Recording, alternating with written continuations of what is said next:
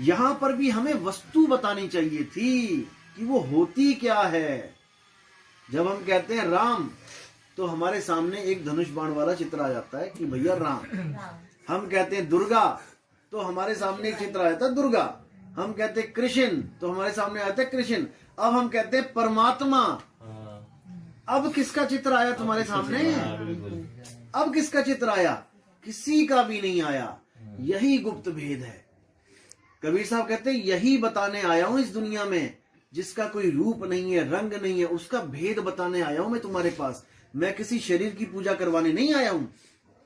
इसलिए उन्होंने शरीरों को और उसके नामों को बिल्कुल खंडन कर दिया कि नहीं करना है। नाम है तो शरीर है, शरीर है तो नाश है, क्योंकि किसी का भी शरीर अजर अमर नहीं है। लेकिन शरीर अजर अमर ना होते हुए भी आत्मा सबकी अजर अमर है।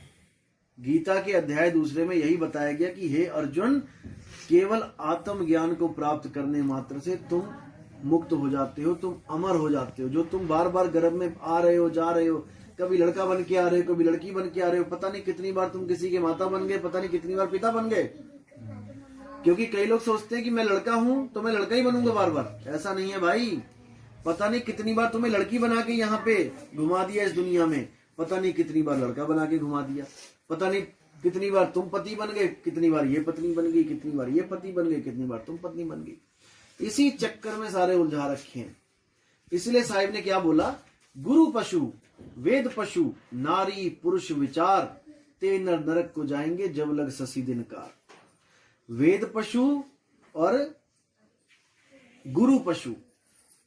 जो लोग ये मानते हैं कि मैं तो बस वेदों का अध्ययन कर लूं या गीता का पाठ कर लूं, जैसे कई लोग मरने वाली हालत में होते हैं तो लोग क्या कहते हैं? गीता का पाठ कर दो, गीता पढ़ लो, मुक्त हो जाएगा।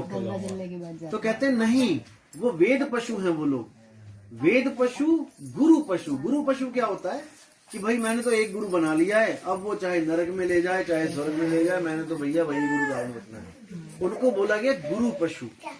और नारी पुरुष विचार, जो आत्मज्ञान में आने के बाद भी ये सोचता है कि ये नारी है और मैं पुरुष हूं, यानी कि भेद रखता है, वो मुक्त नहीं हो सकते। नारी पुरुष विचार भी नहीं करना है। आप अपने आप को आदमी भी नहीं सोचना है आपने। अगर आप अपने आप को आदमी सोचोगे आप अहंकार में रहोगे, देह अहंकार में, खत्म नहीं होगा, जन्म मरण खत्म नहीं होगा। आपने अपने आप को एक आत्मा समझना है कि मैं एक आत्मा हूं और मेरा कभी भी किसी काल में मेरा नाश नहीं होता। देवी इसमें भागवत गीता में बिल्कुल स्पष्ट लिखा है अध्याय 2 में कि हे अर्जुन, ऐसा कोई समय नहीं था जिस समय पे तू, मैं या ये राजा महाराजा नहीं थे। ये सदा सदा से हैं। ये मत सोच कि आज ये मर गए और कल को ये नहीं रहेगी। ये उसी वक्त पैदा हो जाते हैं कहीं ना कहीं जाके। तो हमने किस में रहना है? हमने आत्मज्ञान में रहना है। इसीलिए साहिब ने बोला कि आत्मज्ञान बिना नर भटके, कभी मथुरा कभी काशी, जल में मीन प्यासी, मोहे देखते आवे हासी। कि आपने आत्म ज्ञान के अलावा और कोई ज्ञान नहीं लेना है। आत्मा के अलावा जितनी भी वस्तुएं हैं इस दुनिया में वो सब नाशवान है। आप किसी भी भगवान की पूजा कर लो, वो स्वयं नाशवान है शरीर रूप में। अब कई लोग कहते हैं भगवान कैसे नाशवान हो सकते हैं? तो जब वो हथियार लेके घूम रहे हैं, कृष्ण जी के पास चक्र है, राम जी के पास धनुष है, किसी के पास तलवार है, किसी के पास कुछ है, वो क्यों है?